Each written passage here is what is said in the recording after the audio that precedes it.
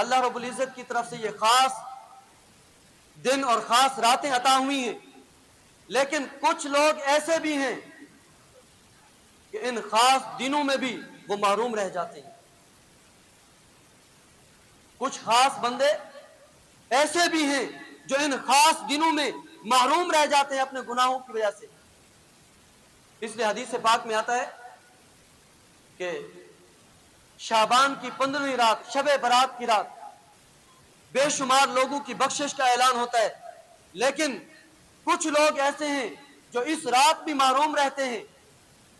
اس لیے علماء نے لکھا ہے احادیث مبارکہ کی روشنی میں کہ شب برات آنے سے پہلے پہلے 6 قسم کے گناہ چھوڑ دیں، توبہ کر لیں ان سے۔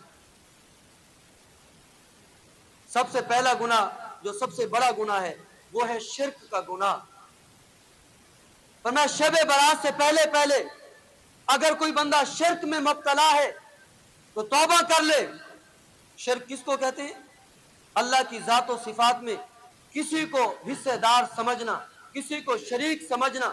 مثلا عبادت اللہ کا حق ہے، عبادت میں کسی کو شریک سمجھنا یہ شرک ہے۔ سجدہ اللہ کا حق ہے، سجدے میں کسی کو شریک سمجھنا یہ شرک ہے۔ ہمیں شب برات سے پہلے پہلے شرک سے توبہ کر لے۔ اور دوسرا گناہ ہمیں شب برات کے آنے سے پہلے پہلے بغض اور کینے سے توبہ کر لیں۔ جس طرح شب برات کی رات مشرک کی بخشش نہیں ہوتی، اسی طرح کینہ پرور بندے کی بھی بخشش نہیں ہوتی۔ کینہ سے، بغض سے، حسد سے اپنے دل کو پاک صاف کر لے، توبہ کر لے اس گناہ سے۔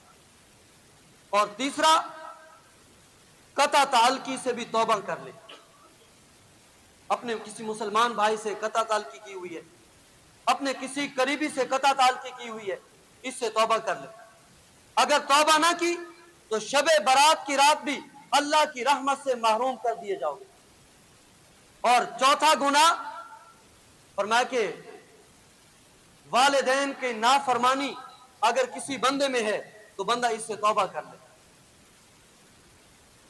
فرمایا کہ جو بندہ والدین کا نافرمان ہوگا، جس نے اپنے والدین کا دل دکھایا، شب برات کی رات اللہ کی رحمت سے محروم رہ جائے۔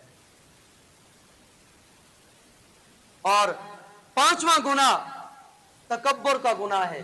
فرمایا جس کے دل میں رائی کے دانے کے برابر بھی تکبر ہوگا، شب برات کی رات بخشش سے بھی محروم ہوگا، اللہ کی رحمت سے بھی محروم ہوگا۔ اور چھٹا گناہ جو بندہ شراب کا عادی ہے، اس رات کے آنے سے پہلے پہلے توبہ کر لے، وگرنہ اس رات محروم کر دیا جائے۔ جس طرح باقی گناہ آج کے اس دور میں عام ہو چکے ہیں، شراب نوشی بھی آج کے اس دور میں عام ہو چکی ہے۔ شراب اتنا عام ہو چکا ہے کہ شراب بیچنے والوں کو باقاعدہ حکومت لائسنس جاری کرتی ہے۔ اتنا بڑا گناہ جو شریعت اسلامی میں بالکل حرام ہے، اور ہماری حکومت اسلامی اسلام کے نام پر جو ملک حاصل کیا گیا، اس ملک میں شراب بیچنے کے باقاعدہ لائسنس جاری کیے جاتے ہیں۔ اس لیے اس گناہ سے توبہ کرنا ضروری ہے۔ اللہ رب العزت سے دعا ہے اللہ کریم ہم سب کو جو کہا سنا عمل کی توفیق عطا فرمائے۔ وما علینا الا البلاغ، سنت پڑھ